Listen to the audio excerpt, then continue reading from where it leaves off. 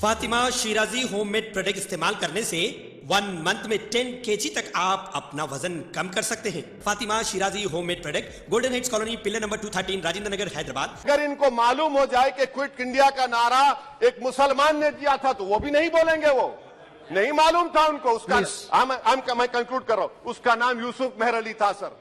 यूसुफ मेहर अली ने quit India का नारा बनाया, जिसको महात्मा गांधी ने सारे देश में एक पैगाम किया। मैं कंक्लूड कर रहा हूं सर, इस देश में अगर आज क्विट इंडिया करना है तो कहना पड़ेगा चाइना क्विट इंडिया। जो गौ रक्षक है, जिसका नाम मोनू है, वो आपके लिए मोनू डार्लिंग बन गया है, उसको कहिए क्विट इंडिया। सर, जो लोग तुष्टीकरण की राजनीति आप कर रहे हैं, आप हिंदू अक्सरियती लोगों में हथियार बांट रहे हैं, ये आप देश के लिए खतरा पैदा कर रहे हैं। Sir, I'm concluding। इसीलिए हम आपसे अपील कर रहे हैं कि हुकूमत से कह रहे हैं कि आप जो सियासत कर रहे हैं, इससे नुकसान देश को होगा। प्रधानमंत्री जब खड़े होकर जवाब देंगे, हम उनसे पूछना चाह रहे हैं, पॉइंटेड क्वेश्चन है, क्या देश बड़ा है या हिंदुत्व गोलवालकर की आइडियोलॉजी बड़ी है? मैं इस तहरीक अदम एतमाद की तायद में खड़ा हूं और हुकूमत की मुखालिफत में। सर, एक आधा मिनट सर, दो लोग, दो महाजे इस मुल्क में, एक चौकीदार है, एक दुकानदार है। एक चौकीदार है, एक दुकानदार है। जब जुल्म हम पे होता कोई मुंह नहीं खोलते। यूएपीए का कानून अमित शाह ने लाया, इन दुकानदारों ने तायद की। आज उस यूएपीए का कानून में 83 साल का बुढ़ा सिपर नहीं होने से मर गया। शुक्रिया चेयरमैन साहब, आपने मुझे बोलने का मौका दिया। मैं इस तहरीक अदम एतमाद की तायद में खड़ा हूं, जिसको टीआरएस पार्टी और हमारी पार्टी ने दिया, जिसको स्पीकर साहब ने कबूल किया। सर, मैं 11 पॉइंट आपके सामने रखूंगा, जो मैं बताने की कोशिश करूंगा कि क्यों हम इस तहरीक अदम एतमाद की तायद में और मोदी हुकूमत की मुखालिफत में खड़े हैं। सर, हालिया दिनों में हमारे मुल्क में ट्रेन में एक वर्दीपोश दहशतगर्द ने अपने सीनियर मीना साहब का कत्ल करने के बाद ट्रेन के कंपार्टमेंट में जाकर नाम पूछकर, चेहरे पर दाढ़ी देखकर, कपड़े देखकर उनको कत्ल कर दिया।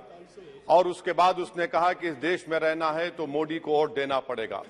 मैं हुकूमत से जानना चाहूंगा कि क्या ये अक्सरियती तबके की एक्सट्रीमिज्म और रेडिकलाइजेशन की बेहतरीन मिसाल नहीं है? और अगर है तो फिर हुकूमत इस पर क्या करेगी? सर, हमारे आइन में, संविधान में लिबर्टी ऑफ कॉन्शियस को लिखा गया, तमहीद में, यानी जमीर की आजादी का जिक्र किया गया है। मैं हुकूमत से और खास तौर से वजीर आजम से जानना चाहता हूं कि कहां गया इस हुकूमत का जमीर, कॉन्शियस जिसको अंग्रेजी में कहते हैं, जब नूह में 750 इमारतों को बगैर ड्यू प्रोसेस फॉलो किए उनके इमारतों को मुनज़्ज़म कर दिया गया, और इसलिए कि वो मुसलमान थे, पूरे के पूरे इलीगल थे। इसीलिए पंजाब की हाईकोर्ट और हरियाणा की हाईकोर्ट ने कहा कि ये एथनिक क्लेंसिंग है। इसकी एक बेहतरीन मिसाल है उस हुकूमत की। तीसरी है कि इस मुल्क में एक नफरत का माहौल, बल्कि एक आतिश को पैदा कर दिया गया, मुसलमानों के खिलाफ नफरत का माहौल। ये 9 साल का इनका ये कारनामा है। तीसरा सर, मणिपुर के ताल्लुक से कल बड़ा लंबा जवाब वजीर दाखिला ने दिया। सर, आसाम राइफल के ऊपर केस बुक हो जाता है, एफआईआर हो जाता है। क्या हो रहा है वहां पर? कहां गया आपका कॉन्शियस, कहां गया आपका जमीर, जब वहां की महिलाओं की अस्मत रेजी की जा रही है? और आप मुख्यमंत्री को नहीं हटाना चाहते इसलिए क्योंकि वो कोऑपरेट कर रहा है। सर, मैं हरियाणा और मणिपुर के वजीर आला के लिए, किसी शायर ने अच्छा कहा था कि कुर्सी है तुम्हारा ये जनाजा तो नहीं, कुछ कर नहीं सकते तो उतर क्यों नहीं जाते? आखिर कहां गया? उन ताबूतों में खो गया कि आपका कॉन्शियस, आपका जमीर, जहां पर 50,000 लोग बेघर हो गए, यानी 6 लाख हथियारों को लूटा जा रहा है। आखिर कौन सा आप इंचार्ज वहां पर हैं? सर, 14 पॉइंट, हिजाब को एक मसला बना दिया गया और मुस्लिम बच्चों को तालीम से महरूम कर दिया गया। क्या ये आपका लिबर्टी ऑफ कॉन्शियस है? कहां गया आपका जमीर? सर, अभी आपने फाइनेंस मिनिस्टर साहबा ने कहा, यहां पर डीएमके के मोहतरमा कनीमोजी ने महाभारत के द्रौपदी का जिक्र किया। मैं ये पूछना चाहता हूं, बिल्किस बानो इस देश की बेटी है या नहीं? जिस बिल्किस बानो को लोगों ने 11 लोगों ने रेप किया, प्रेग्नेंट थी, उसकी मां का रेप किया, उसकी बेटी को कत्ल कर दिया, उसकी मां का कत्ल कर दिया, आपने कातिलों को रिहा कर दिया। ये आपका कॉन्शियस है? ये आपका कॉन्शियस है? आप तो मेजोरिटेरियन पॉलिटिक्स को फरोग दे रहे हैं। सर, चौथा, आज चाइना के ऊपर कोई नहीं बोलते हैं, प्रधानमंत्री मोदी ने उस वक्त 2013 में जब प्रधानमंत्री नहीं थे कहा था कि समस्या बॉर्डर पर नहीं दिल्ली में है। अगर हम अपनी जमीन पर हैं तो डिसएंगेजमेंट क्यों कर रहे हैं? क्या आज चीन हमारी जमीन पर नहीं बैठा है? क्या आज चीन से आप बातचीत कर रहे हैं? आप डिसएंगेजमेंट कर दिए। बताइए डी एस्केलेशन, डी इंडक्शन कब होगा?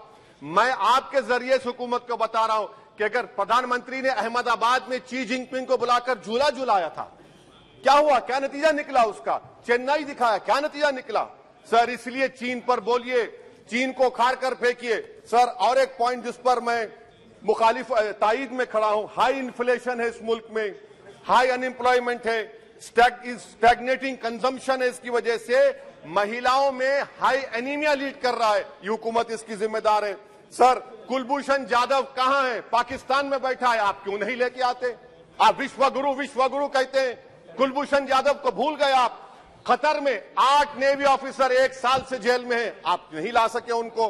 सर और एक चीज, 1991 का प्लेसेस ऑफ वर्शिप एक्ट इस ऐवान में पास किया गया था कि तारीख के जख्मों को नहीं खुरेदा जाएगा। आप खुरोद रहे हैं उनको।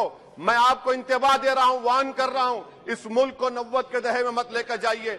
91 का एक्ट सुप्रीम कोर्ट में जवाब दीजिए कि आपकी हुकूमत 91 प्लेस ऑफ वर्शिप एक्ट की कायम है, उस पर कायम रहेगी। यूसीसी सर, इस यूसीसी का फॉर्मूला क्या है? एक मुल्क में एक मजहब, एक कल्चर, एक जबान। ये तो डिक्टेटरों का फॉर्मूला है। भारत एक गुलदस्ता है, भारत एक मोजाइक है। यहाँ पर बेशुमार जबानें, बेशुमार मज़ाहिब बोले जाते हैं और हिंदू अनडिवाइडेड फैमिली में sir I am concluding 8 crore 75 Hindu खानदानों को 3,800 करोड़ डिडक्शन मिला। इसके बारे में आप क्या कहेंगे? सर मैं कंक्लूड करने से पहले आपको बताना चाह रहा हूं कि माइनॉरिटी वेलफेयर का बजट 40% कम कर दिया गया। पढ़ो प्रदेश, प्री मैट्रिक स्कॉलरशिप कम कर दी गई, मौलाना आजाद फाउंडेशन खत्म कर दिया गया फेलोशिप, और इसकी वजह से 1,80,000 मुसलमान हायर एजुकेशन में गायब हो चुके हैं।